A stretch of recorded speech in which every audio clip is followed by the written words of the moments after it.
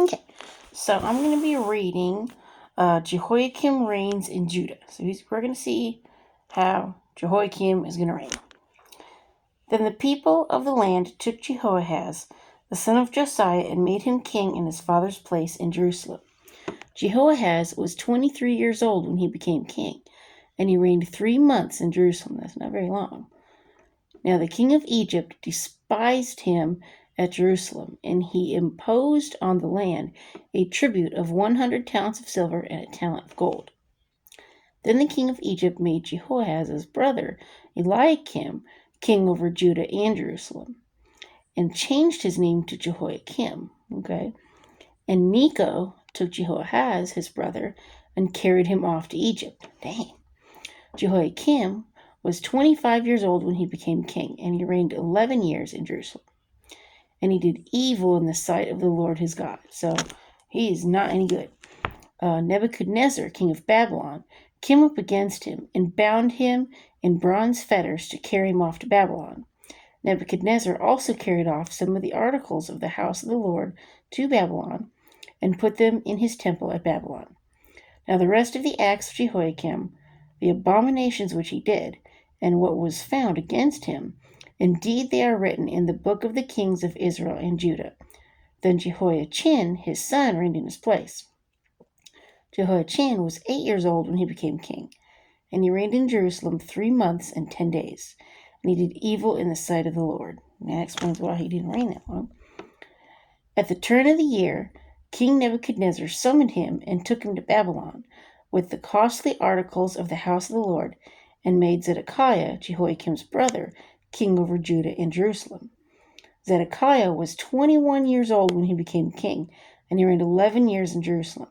He did evil in the sight of the Lord his God, and did not humble himself before Jeremiah, the prophet, who spoke from the mouth of the Lord. And he also rebelled against King Nebuchadnezzar, who had made him swear an oath by God. But he stiffened his neck and hardened his heart against turning to the Lord God of Israel. And there's people like that. They're like, I'm going to do what I want to do when I want to do it, period. Okay?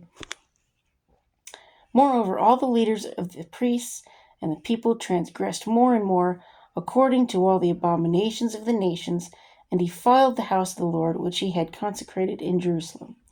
And the Lord God of their fathers sent warnings to them by his messengers, rising up early and sending them, because he had compassion on his people and on his dwelling place. So he had compassion on them, and he's like, I don't want to have to mess you up, but you're doing the wrong thing, and it's going to happen, okay? But they mocked the messengers of God, despised his words, and scoffed at his prophets, until the wrath of the Lord arose against his people, till there was no remedy. In other words, it's terminal, guys, okay?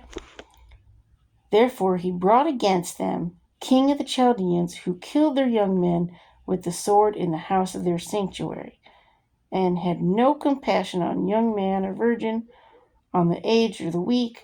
He gave them all into his hands. So everybody's like, done with y'all, okay? And all the articles from the house of God, great and small, the treasures of the house of the Lord, and the treasures of the king and of his leaders, all these he took to Babylon. Then they burned the house of God, broke down the wall of Jerusalem, burned all its palaces with fire, and destroyed all its precious possessions. And those who escaped from the sword he carried away to Babylon, where they became servants to him and his sons until the rule of the kingdom of Persia, to fulfill the word of the Lord by mouth of Jeremiah, until the land had enjoyed her Sabbaths.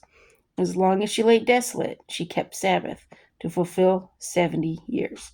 So it happened.